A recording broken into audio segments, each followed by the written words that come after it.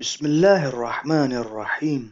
آیت اللہ صافی گلپیگانی نے اپنی کتاب جمال منتظر میں ینابیع المودہ کی کتاب سے ایک روایت نقل کرتے ہیں اور لکھتے ہیں کہ ینابیع المودہ میں مناقب سے ثابت بن دینار سے سلسلہ متصل کرتے ہوئے سعید بن جبیر سے انہوں نے ابن عباس سے روایت کی ہے کہ انہوں نے کہا، رسول اللہ صلی اللہ علیہ وآلہ وسلم نے فرمایا،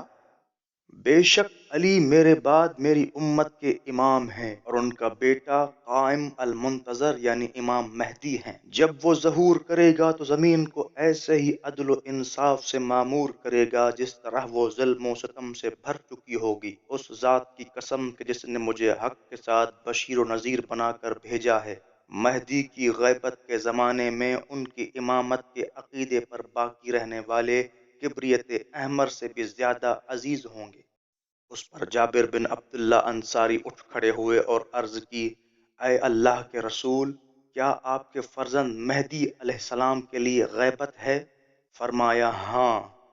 میرے رب کی قسم یہ غیبت اس لیے ہے کہ تاکہ مومنین کو آزمایا جائے اور کافروں کو ہلاک کر دیا جائے۔ اے جابر، یہ تو خدا کا امر ہے اور خدا کے رازوں میں سے ایک راز ہے جو اس کے بندوں سے پوشیدہ ہے۔ اے جابر، خبردار تم اس میں شک نہ کرنا، کیونکہ امر خدا میں شک کرنا کفر ہے۔ آیت اللہ صافی لکھتے ہیں، اسی حدیث کو صفحہ نمبر 448 اور 488 پر فرائد السمتین سے نقل کیا ہے، اور اسی طرح اسی کتاب میں انس بن مالک سے روایت ہے کہ انہوں نے کہا، ایک روز رسول اللہ صلی اللہ علیہ وآلہ وسلم ہمارے پاس تشریف لائے، علی علیہ السلام پر نظر ڈالی اور ان کے کندھوں کے درمیان اپنا دست مبارک رکھ کر فرمایا، اے علی، اگر دنیا کا صرف ایک دن ہی باقی بچے گا تو خدا اسے ضرور طول دے گا،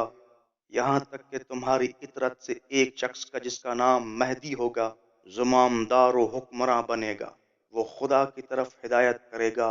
اور عرب اس کے ذریعے اسی طرح ہدایت پائیں گے جس طرح تم نے کفار و مشرکین کی گمراہی سے ہدایت کی ہے۔